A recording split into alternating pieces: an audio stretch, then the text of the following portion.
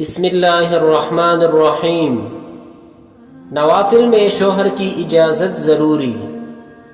حضرت ابو سعید خدری رضی اللہ عنہ سے روایت ہے کہ ایک عورت نبی کریم صلی اللہ علیہ وسلم کی خدمت میں حاضر ہوئی اور عرض کیا کہ یا رسول اللہ صلی اللہ علیہ وسلم، میرے شوہر صفوان بن معطل ہے، میں نماز پڑھتی ہوں تو مارتے ہیں اور روزہ رکھتی ہوں تو روزہ توڑوا دیتے ہیں، اور خود فجر کی نماز اس وقت تک نہیں پڑھتے جب تک کہ سورج نہیں نکل جاتا۔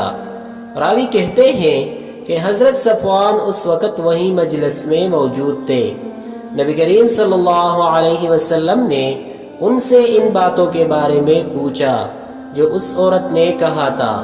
حضرت صفوان نے وضاحت کی کہ یا رسول اللہ صلی اللہ علیہ وسلم، اس نے جو یہ کہا کہ نماز پڑھنے پر مارتا ہوں، تو بات یہ ہے کہ یہ دو صورتیں نماز میں پڑھتی ہیں، اور میں نے اس کو منع کیا۔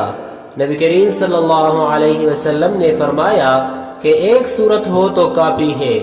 صفوان نے کہا کہ اس نے جو یہ کہا کہ میں اس کا روزہ توڑوا دیتا ہوں، تو بات یہ ہے کہ یہ مسلسل روزے رکھتی چلی جاتی ہے، اور میں جوان آدمی ہوں، صبر نہیں کر سکتا۔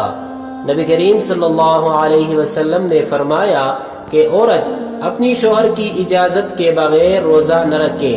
پھر صفوان نے عرض کیا کہ اور یہ بات کہ میں نماز فجر سورج نکلنے تک نہیں پڑھتا، تو اس کی وجہ یہ ہے کہ ہم بیوی بچے والے ہیں، رات میں ضرورت کے لیے کام کرتے ہیں، لہٰذا سورج نکلنے سے پہلے اٹھ نہیں پاتے۔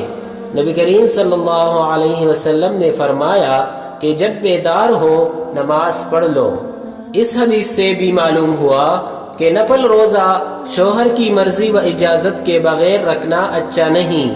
نیز یہ بھی معلوم ہوا کہ نوافل پر نوافل یا لمبی لمبی رکعتیں پڑھنا جس سے شوہر کی خدمت میں خلل و کوتاہی ہو اچھا نہیں۔